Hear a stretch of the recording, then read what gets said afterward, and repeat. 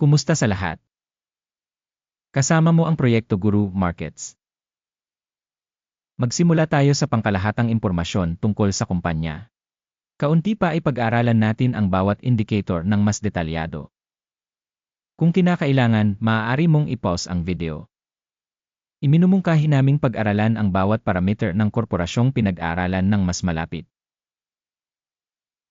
Titingnan natin ang mga pangunahing tagapagpahiwatig ng kumpanya Barna Technologies Inc., ticker, YNIN. Ang pagsusuring ito ay batay sa kasalukuyang impormasyon mula noong Agosto 1, 2025.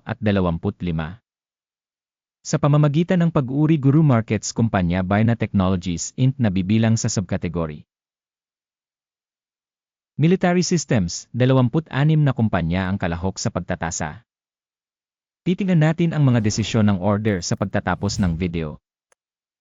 Ang resulta para sa kumpanyang pinag-uusapan ay 2.5 sa 10 puntos. Ang average na score para sa subkategory ay 2.3 puntos. Kung titignan mo ng malawak sa loob ng balangkas ng merkado sa pangkalahatan, makikita natin ang average na rating para sa buong market sa kabuuan ay 1.8 puntos. Laban sa score na 2.5 puntos para sa Barna Technologies Inc. Sa pamamagitan ng paghahambing ng paggalaw ng presyo ng mga pagbabahagi ng kumpanya Barna Technologies Inc. at pagbabahagi ng subkategory, makikita natin na sa nakalipas na 12 buwan ang stock Barna Technologies Inc. nagpakita ng dynamics na 134.3%. 26% ay laban sa pagbabago ng mga presyo sa subkategory. Market capitalization ng kumpanya Barna Technologies Inc. nagkakahalaga ng $0.5 bilyon. Na may market capitalization na $623 bilyon, ang subkategory ay nagkakahalaga ng $1.5 bilyon. Ang halaga ng libro ng kumpanya ay $0.06 bilyon. At ang capitalization ng subkategory ay $152 bilyong dolyar. Paghahambing ng mga bahagi ng merkado at halaga ng libro, makikita natin ang mga sumusunod. Inookupahan bahagi Barna Technologies Inc. sa subkategory sa kaso ng pagtatasa ng capitalization ng stock market ay 0.081%. Ang capitalization ng halaga ng libro ay 0.037%. Pagsusuri ng bahagi ng kumpanya sa market at capitalization ng balance sheet ng subkategory, masama, -1 puntos. Ang mga pananagutan sa pananalapi ng kumpanya ay nagkakahalaga ng $0.0002 bilyon. Ang ratio ng utang sa halaga ng libro ay 4% ng equity. Pagganap ng utang ng kumpanya, napakahusay, 2 puntos. Ang market price to profit ratio ng kumpanya ay 34.3, na may average sa subkategory na 28.6. Pagsusuri ng market value sa profit ratio ng kumpanya kumpara sa mga kumpanya sa subkategory, passable, 0 points. Ang mga kita sa huling 12 buwan ay $15 milyon. Ang mga kita sa hinaharap sa susunod na 12 buwan ay inaasahang magiging $17 milyon. Pagtatasa ng inaasahang mga tagapagpahiwatig ng kita sa hinaharap kumpara sa subkategory, mabuti, 0.5 puntos. Ang ratio ng halaga sa kita ng kumpanya ay 4.9. Average para sa subkategory 2. Pagsusuri ng halaga ng merkado ng kumpanya sa ratio ng kita kumpara sa mga tagapagpahiwatig ng mga kumpanya sa subkategory, masama, -1 punto. Ang kita sa huling 12 buwan ay $100 milyon. Ang inaasahang kita para sa susunod na 12 buwan ay inaasahang magiging $110 milyon. Pagtatasa ng inaasahang mga tagapagpahiwatig ng benta sa hinaharap kumpara sa mga tagapagpahiwatig ng mga kumpanya sa subkategory, mabuti, 0.5 puntos. Ang margin ng benta ay 14.3%, na may average na 6.9% sa subkategory. Pagtatasa ng kakayahang kumita kumpara sa mga tagapagpahiwatig ng mga kumpanya sa subkategory, mabuti, 0.5 puntos.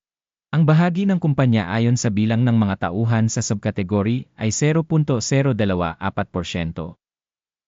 na 238% mas mababa kaysa sa market capitalization share. Ang halaga ng kapital bawat empleyado ng kumpanya ay $319,000. Habang para sa subkategory ito ay $877,000.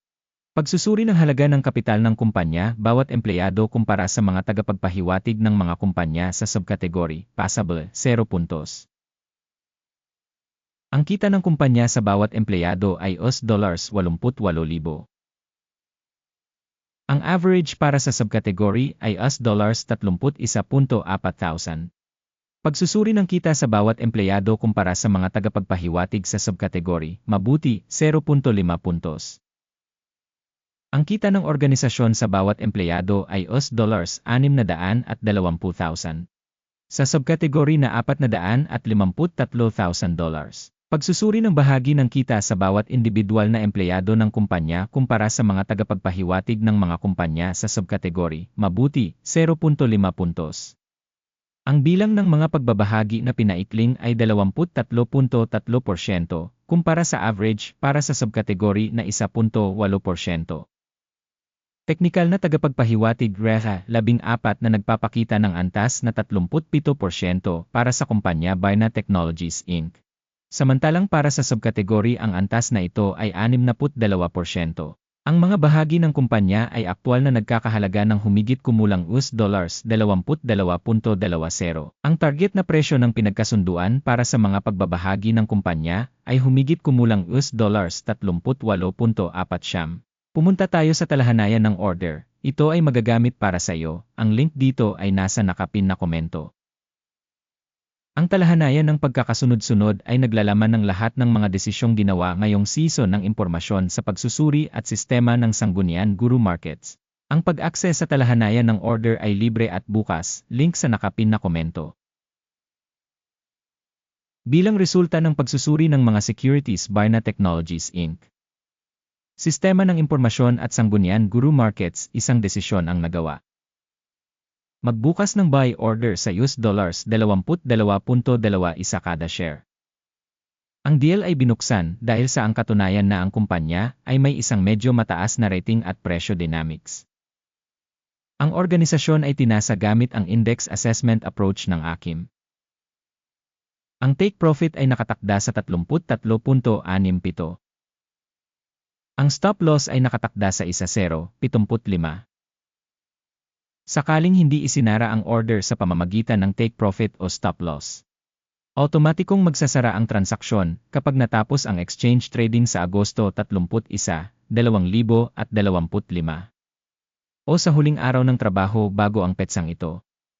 Ticker, CLAC, ay magiging isang balansing transaksyon para sa pagbebenta. Ang video sa pagkakasunod-sunod ng pagbabalanse ay naipublish na sa channel na ito. Sa kaso ng pagsasara ng isa sa mga order, ang paunahing o pagbabalanse. Ang isa pang order ay naayos sa aktwal na presyo.